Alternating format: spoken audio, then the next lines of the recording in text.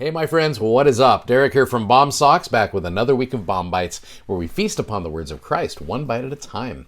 So this week I'm excited to get into Matthew chapter 4, Luke chapter 4, and Luke chapter 5 this week. These are awesome. They are very relevant for you and I, especially Matthew chapter 4, this first about 10 or 11 verses or so. I'm going to spend a few days here covering some things that I think are relevant to us. In fact, if you take your pulse and if you feel some kind of a beat there, I think it's going to be relevant for you, because this is to anybody who gets tempted on a regular basis. I like to call these first few verses the tricky tactics of the tempter. Satan's referred to as the tempter in verse number 3.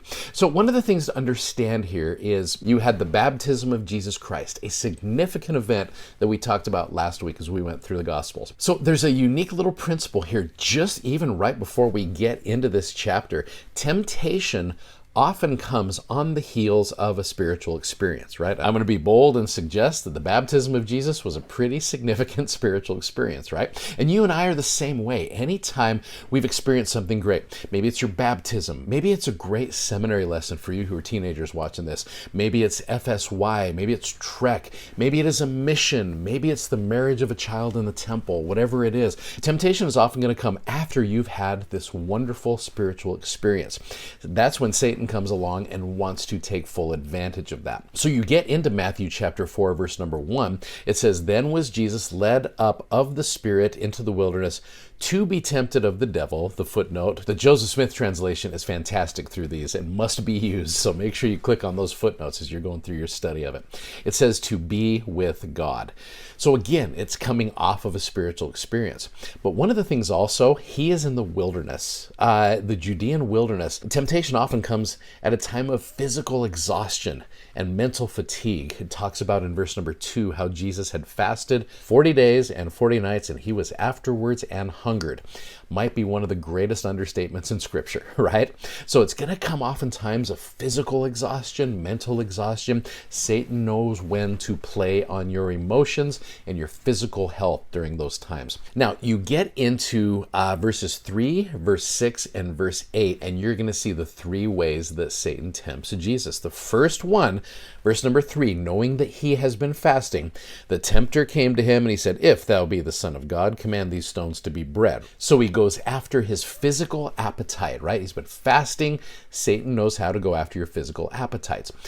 You've got verse number 6, "If thou be the Son of God, cast thyself down, for it's written, he shall give his angels charge concerning thee, and their hands shall bear thee up, lest at any time thou shalt dash thy foot against the stone." So he goes after your ego, your vanity, your desires to have others think of you a certain way. Then you got the other way that he tempts you, verse number 8. "Again, the devil taketh him up into an exceedingly high mountain, and it showeth him all the kingdoms of the world and the glory of them. And he said, All these things will I give unto thee, if thou wilt fall down and worship me." So he tries to go after your desires for the things of the world. So you got your physical desires, you got your ego, your pride, and you got your wealth and your power. Now, as a side note, we did an episode back when we were talking about the three kings of Israel, about Saul, David, and Solomon, how those were the three downfalls of these very powerful men. Israel was like, "We want a king." And the Lord said, "Okay, I'm going to give you the best that we have to offer." All three of them fell to these great temptations. So now there's another one here. If you start in verse number 8, there's that one word right there. The word is "again," okay? Which lets you know that if there were a couple characteristics, I was going to say qualities, but that doesn't seem right here, but if there are characteristics of Satan, again, that lets you know that he is obnoxious and persistent. If he can't get you one way, he's going to try other ways. That's why he tried those three different things with Jesus Christ. And again, there's an overarching thing here that we'll continue to talk about this week. But if he can't get you one way, he's going to try to get you another way.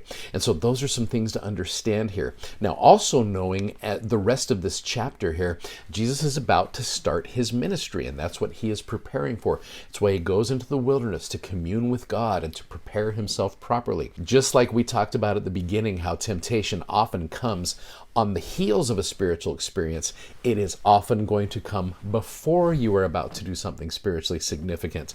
Maybe it's the MTC, maybe it's a temple marriage, maybe it's a new convert before baptism. You look at a couple examples in the scriptures. You've got Joseph Smith, right? Right before he prays, It seems like every satanic minion converged upon Palmyra, New York at that moment, trying to stop this from happening. You go to Moses chapter 1, where you have Moses having his interaction with Satan before he is going to go liberate the children of Israel out of Egypt. Elder Holland gives a wonderful talk called Cast Not Away, Therefore, Thy Confidence, where he refers to this oftentimes right before you're about to do something spiritually significant. The adversary is going to come at you. So if you can remember these tricky tactics of the tempter as you are going through your life, I think it's going to help you do what Jesus is able to do as we continue on with what we are taught in tomorrow's episode. Thanks for watching, thanks for subscribing, and thanks for sharing these messages. We're so grateful, as always, that you do that. And please go check out our amazingly comfortable gospel-themed socks at BOM-BITES.com. Have a great day, and we'll see you tomorrow. Godspeed. Bye-bye.